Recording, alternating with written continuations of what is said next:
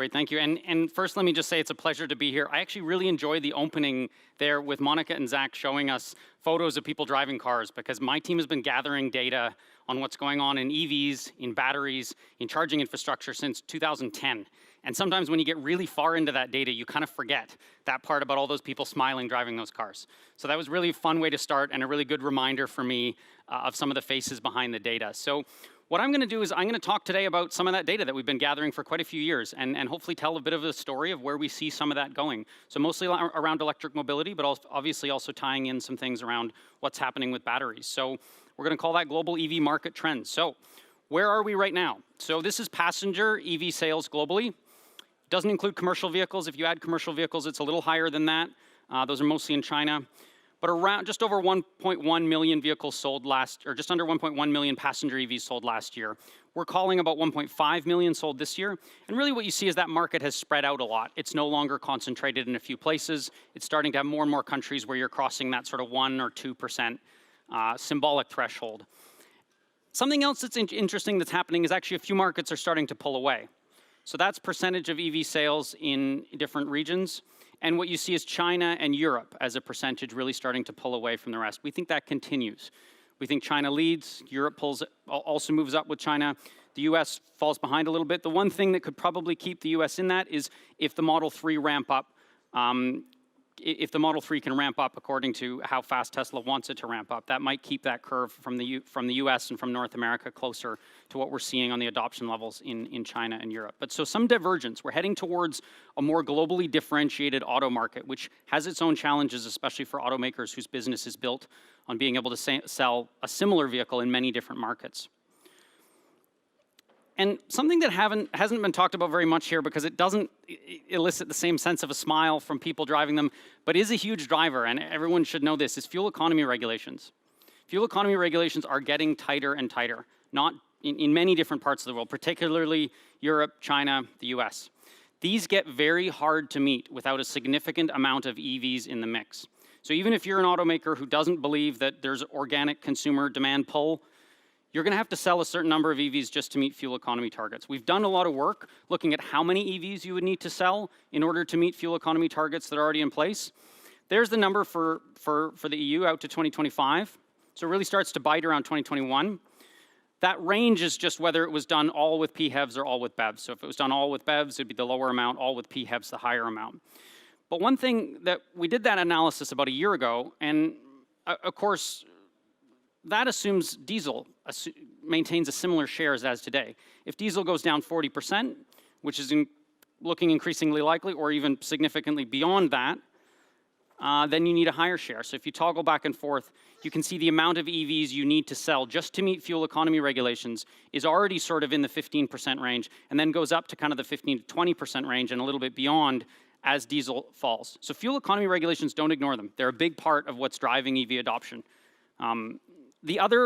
Another big thing that's driving EV adoption, that's driving real scale, is of course China's ambitions. So China's goal, stated goal, is to have EVs represent all new vehicle sales growth in the country out to 2025. They want internal combustion engine sales to flatline and EVs to represent all new vehicle sales growth. So that would be about 20% of sales by 2025, and various targets along the way to get there. And the main policy mechanism, there are various policy mechanisms in place in China. There's national subsidies, there's regional subsidies, there's city-level restrictions that are also playing a big role. But the big one that's going to kick in next year is the NEV quota. This is similar to California's zero-emissions vehicle mandate. It requires automakers to sell a set percentage of EVs in the year. Now, it's fashioned as a credit system, and an automaker has to either generate or buy 10% of their sales equivalent in credits in 2019 and 12% in 2020. This often gets misinterpreted. This doesn't mean they have to sell 10% of all their vehicle sales having to be electric. You get more than one credit for a long-range EV. So an automaker who sells a 300-kilometer EV gets more than one credit, and those are on a sliding scale. So if you work out how many credits you would get for the average vehicle sold last year, that would make it somewhere between 3 and 4% in 2020 to hit those targets. That's kind of the regulatory minimum. But what's interesting about that is that it forces all of the automakers into the game. Because if they don't do it, they have to buy credits from someone else. They have to buy them from their competitor. This is similar to what California did, and China has worked to learn from some of the things that worked well and the things that didn't work well from California's zero emissions vehicle mandate. So that number is a regulatory minimum, but what it does is it pushes all the automakers to have to accelerate their plans for EVs. Because if you're an automaker and China is a big part of your growth story, then you need a very strong EV story. Because as we said, the Chinese government is hoping to cap that. So that's another really big driver for what's going on. And actually, what's happening in China is starting to shift the global mix. So if you go back a few years, it's actually a relatively even split between plug-in hybrids and BEVs. And really what's happened in the last little while is it starts to push much more towards pure electrics. And that's really because of the numbers in China. The subsidies favor that, the NEV quota favors that, favors pure electrics, and a lot of the city-level policies do as well. If you take China out, it's still closer to 50-50 between BEVs and PHEVs. So I said automakers are responding to this. We tally up all the announcements from every one of the automakers and the number of vehicles they're launching. This is just vehicles with a name and a launch date. So we don't do it when Volkswagen says we're going to launch 300 vehicles by 2030. Until it has a name and a launch date, it's not in here. Generally, when major global OEMs set a name and a launch date, they tend to stick to them. So generally, this is a reasonable view for the next couple of years on the number of EVs hitting the market. Out to about 2021, you start to lose visibility because sometimes you don't know the launch calendar more than two and a half years out. But for the next 2.5 years, you start to get pretty good visibility. So a very steady increase in the number of new models coming. This matters a lot. Consumer choice matters a lot. And this year, we actually did some interesting analysis looking at that. Around the world, you've seen this boom in SUV sales, particularly in the US, but in other parts of the world too.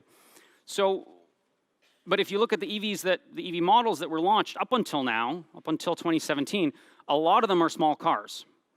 Christina showed that graph from Norway.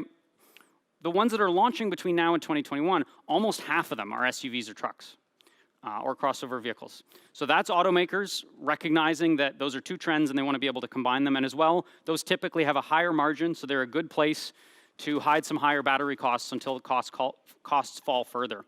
So look for a lot more electric SUVs and plug-in hybrid SUVs coming in the next few years.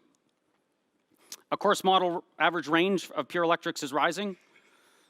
That's just a sample of them. You go back again at the beginning, a lot of small cars in relatively modest ranges, and then steadily going up pretty quickly over the last few years, and then about to go a fair bit further with the ones that are launching in the next little while. So one of the things my team has been doing since 2010 is we actually gather average lithium-ion battery prices. And we've been doing this for a long time, and I will say in the first few years of doing it, nobody really cared that much. And suddenly in the last 2 or 3 years, everybody really cares a lot. And that's because this cost trajectory is one of the most important things around. And this is how battery pack prices have changed over the last few years. This is for packs going into EVs. Cell costs are already lower. So cell costs in 2017, our most recent survey, were just under $140 a kilowatt hour, packs at about $209.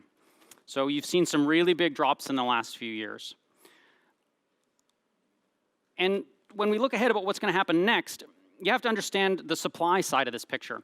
So in addition to the prices, we actually look at every battery plant that's online in the world, who owns it, what chemistry they produce, what capacity they have. That's where the current manufacturing capacity in the world sits. About 116 gigawatt hours. If we map all the ones that are being commissioned or under construction or announced, by 2021, that goes to over 300 gigawatt hours. So a very significant scale up. A lot of dots in China. So China really making a push to own that supply chain.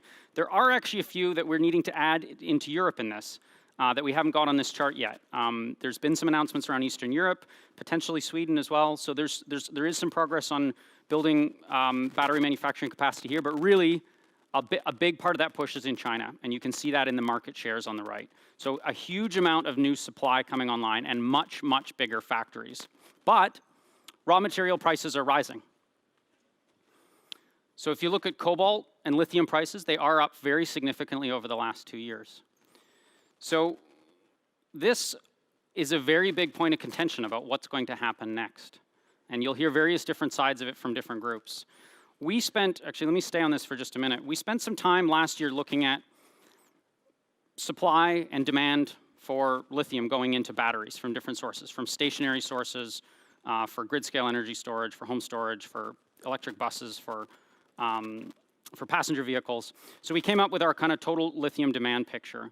And that's sort of the bar charts there. And in 2017, we went and looked at what are all the planned capacities that are going to come online for lithium production. Now, not all of those will come online, and that's why that's non-risk adjusted supply. Many of those will take longer. There are often delays in bringing these things online. But generally, this comes down to a fairly philosophical view of do you think we run out of stuff? Do you think humans run out of physical materials? And generally, the price signal works quite well at doing two things, bringing on new supply and driving substitution. Now, every industry has a slightly different version of that. Sometimes new supply takes a very long time. Sometimes there aren't great substitutes. Generally, our view is that those high prices that you're seeing are going to bring on very significant amounts of new supply, particularly for lithium.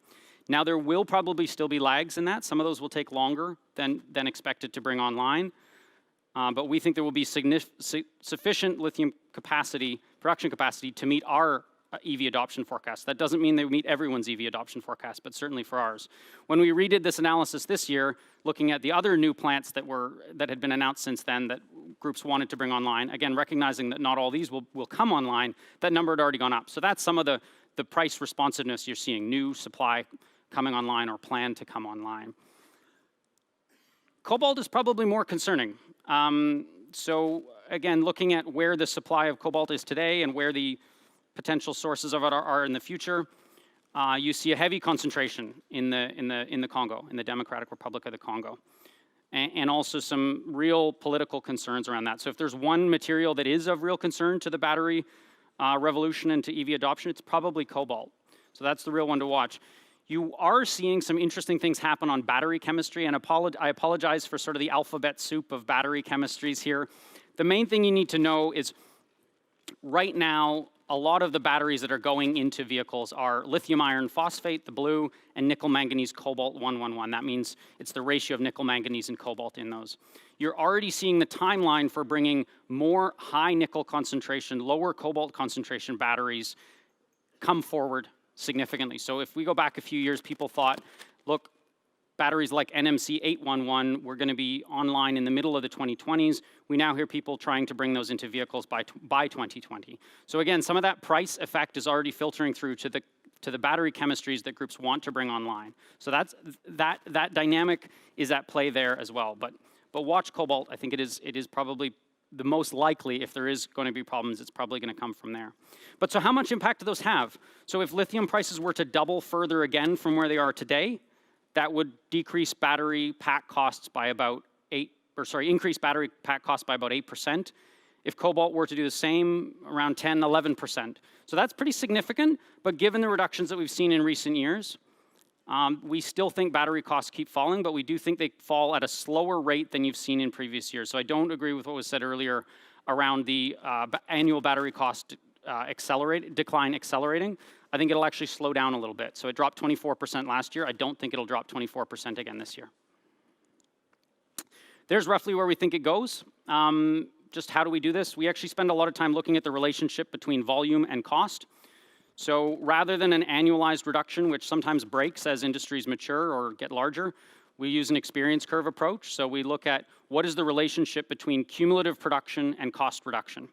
So if you take the total number of solar panels in the world produced and you double it, the learning rate, the experience curve, is about 28%. We think for batteries, it's around 18% based on the data we've been gathering since 2010. So every time you double the cumulative number of lithium-ion batteries produced for EVs, we think costs drop around 18%. That puts you at a crossover right around 2025. That doesn't mean everyone waits for that point, and we don't forecast it that way either. We think there are lots of early adopters who don't really care about the economics, or they only care within a certain band.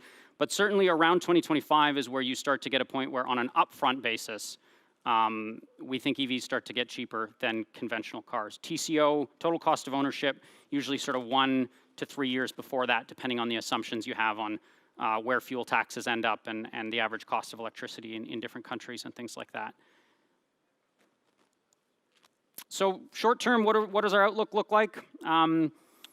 this was from our 2017 outlook. We're probably going to revise the China number up a fair bit. It'll lead the pack, I think, when we redo this year, based on the details of the NEV quota that are now out. But really going from sort of 2% of sales today up to sort of 4 to 5% in 2021, that's still a fair bit of growth. It might be a little bit faster than that. It's not going to be 100%. It's not going to be 50% of sales in 2021, but it is growing fast.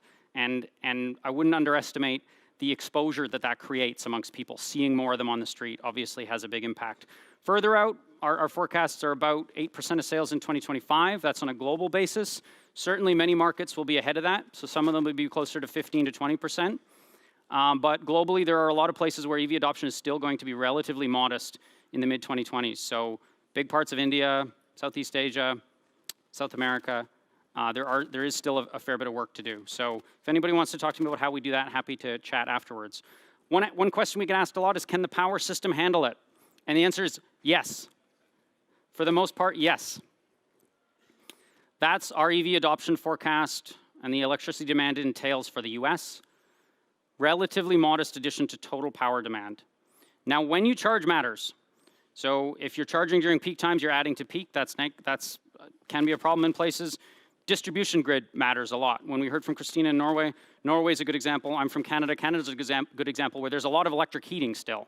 The average grid connections are fairly large to the average home, so you don't foresee a huge amount of problems there. Some other parts of the world, where I live right now in central London, there is some problems around grid connection capacity there. So maybe you see other workarounds where you see batteries trickle charging during the day, being dropped at chargers to alleviate those grid capacity constraints. But by and large, the power system can handle it. And increasingly what we see is utilities saying, yes, we want to handle it. We want that. We want to be providing that fuel of the future. We don't want that to be a different group. This is a unique opportunity if you're a utility. So we see more utilities pushing forward with their electric mobility plans. One way they're doing that is adding EV charging tariffs. So these are states in which there are utilities that have home charging tariffs aimed specifically at EV owners, usually with a high peak to off-peak ratio. So usually it's very cheap in the off-peak, very expensive during the peak, using the price signal to get some of that load shifting. Fairly flexible load. They want you to charge it during off-peak times. This gets a bit more difficult to do if we get very large penetration of solar in the mix and you have very low or negative daytime power prices. Then the optimal time to soak up that will be in the middle of the day rather than at home when your vehicle is charging at night. So then you maybe have to have a different view on how much public charging infrastructure is needed. But certainly seeing a lot more areas that are adding those types of incentive programs to get people to charge their vehicles in the right times. In the long term, we do think EVs put a hole in total oil demand. But I should say this is demand destruction from EVs. This is not the same as saying that demand goes down by this much. We're working on that calculation now. This is based on just saying if all those EVs were on the road, if all those EVs on the road were not EVs, instead were internal combustion engine vehicles, oil demand would be 8.5 million barrels higher. That could still be offset by some of these GDP and population effects.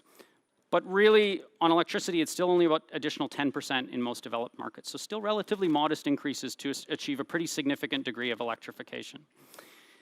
A question we get asked a lot, and we get asked more and more, is, of course, the emissions. So that's the gray line is average internal combustion engine emissions.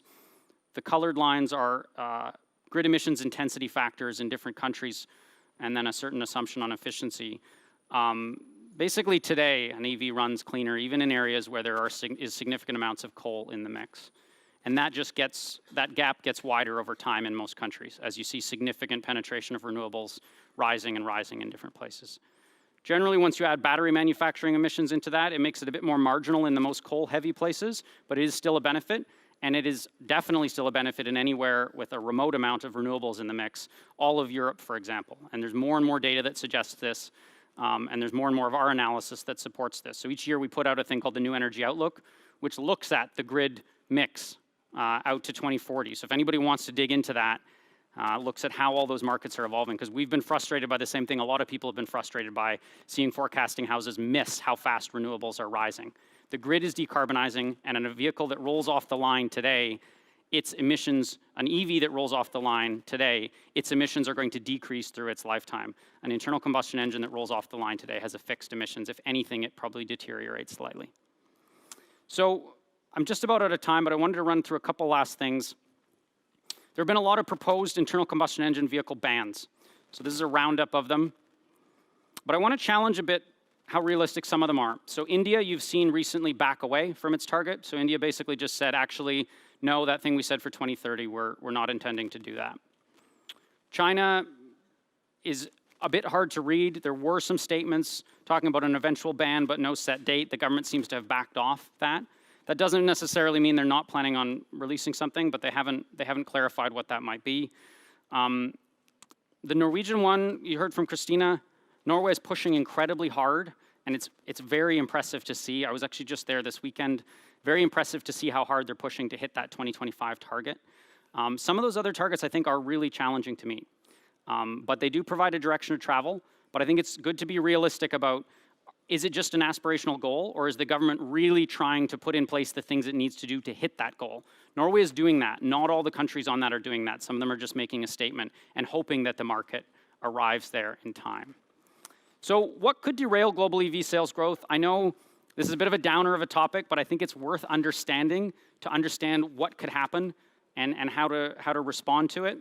So one of them is a slowdown in lithium-ion battery price declines. We still think it keeps going down, but if it slows down too much, you don't get that real fully cost competitive on upfront basis EV as soon. You still get it probably, but it just takes a little bit longer. Our view is batteries keep improving. We all carry around devices. There's 2 billion smartphones in the world. Those batteries will keep improving, and there is some spillover into what's going on in EVs. But this is a risk. A major technology failure is a risk. I mentioned some of the more advanced chemistries coming out, NMC 811. There's a risk of rushing those out the door to try and get them in vehicles with a slightly higher defect rate than you'd want, and that causing a fire. We've seen that in the past before. I'd keep an eye on that. It is a risk. Oil prices doesn't seem to have too much of an impact so far. EV sales have grown incredibly in a time of incredibly low oil prices. And certainly China has put in a floor so that even when the commodity price goes below a certain level, the retail fuel price does not. So that doesn't seem to have too much impact. The acute shortage of charging infrastructure is very real, as Christina mentioned. And you start to see in some places that have a high percentage of people living in multi-dwelling units. I know Eevee Box is doing really good work to try and help solve this, and I know a number of other groups are too, pushing really hard to try and make these people who live in these other areas part of the addressable market. So lots of good progress there. That's an important area to watch. The last two is big policy changes in the main markets. And the final one is what happens with the average real middle market consumer. And this is where everyone in the room has a role, because I think it is naive to assume that everybody is going to want to do this right away without pushing it. You have to push it. You have to educate people if this is going to happen. And so I think that's where I kind of leave it on the last main things that might derail EV sales growth, with sort of a call to everyone there to say that everyone has a role in engaging with that. And then lastly, or second to lastly, I should say, because Monica's getting closer to me, the lesson from Norway is not that every country can do exactly what Norway did. There are some very specific circumstances there. But the lesson from Norway is that once you get to a certain adoption rate, it actually can go quite quickly from there.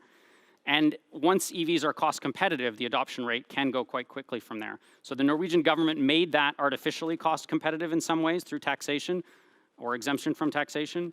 The question is whether the battery cost curve can do the same thing in other places. And then beyond passenger vehicles, there's also a lot going on in buses. So that's passenger vehicle lithium-ion battery demand last year.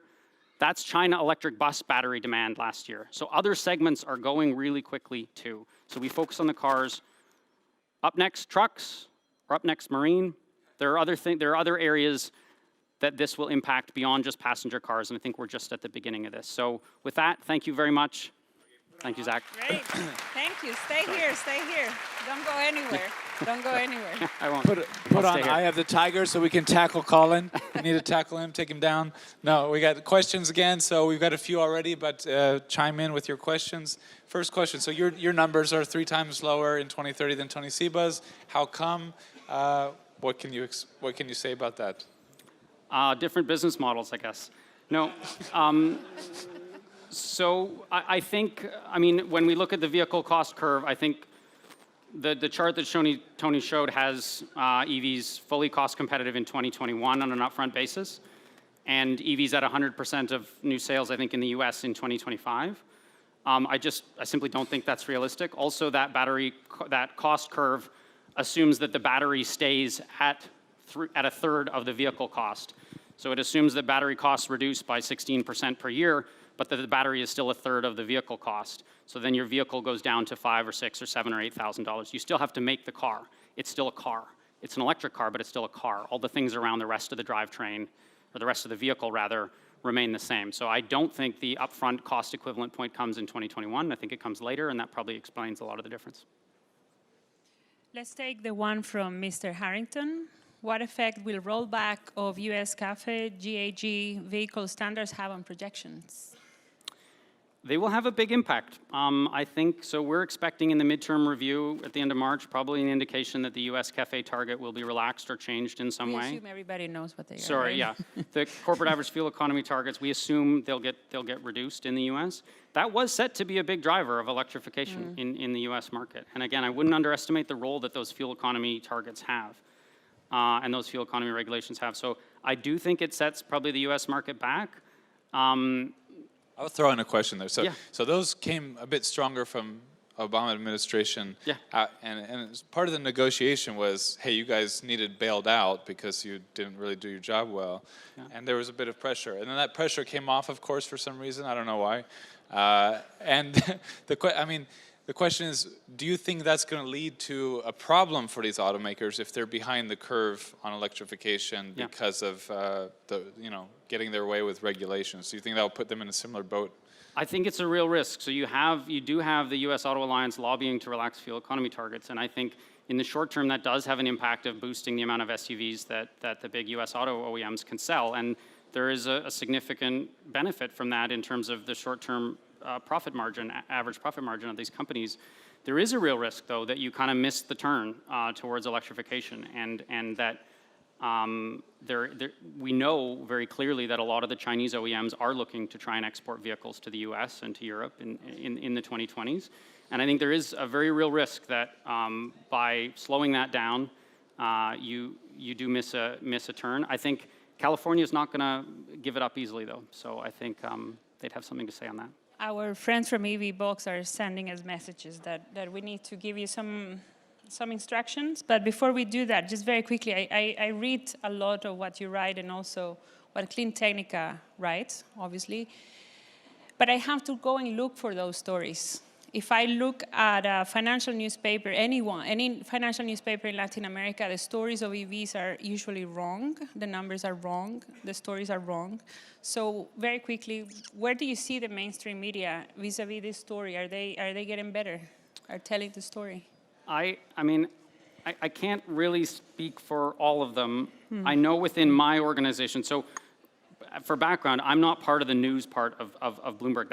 I'm not a journalist. That's a separate group. But they are increasingly seeing that there is really interesting things happening around the technology that's going into vehicles, and they want to write about it. They want to write stories about that. So they use more and more of our data and are putting it into more and more things. So I do see rising interest in that, certainly. I don't have a good prescription for how to get other media organizations interested in that, particularly in other countries. But I think it follows demand, and if anything we've heard from today, there is certainly rising demand in different parts of the world. Great. Well, we definitely could have a longer conversation, but I would like to read something very quickly from the Eevee Box team.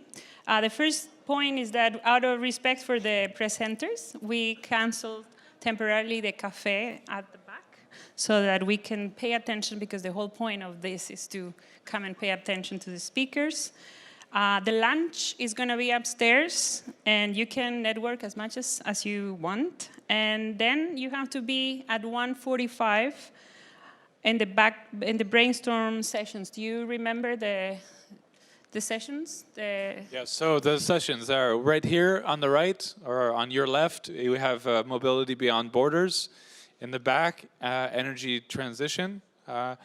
And upstairs, automakers, automotive OEM discussion. And over here we have, are we all just screwed?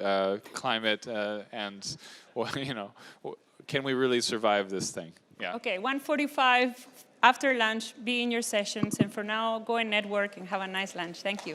And thank you to Colin.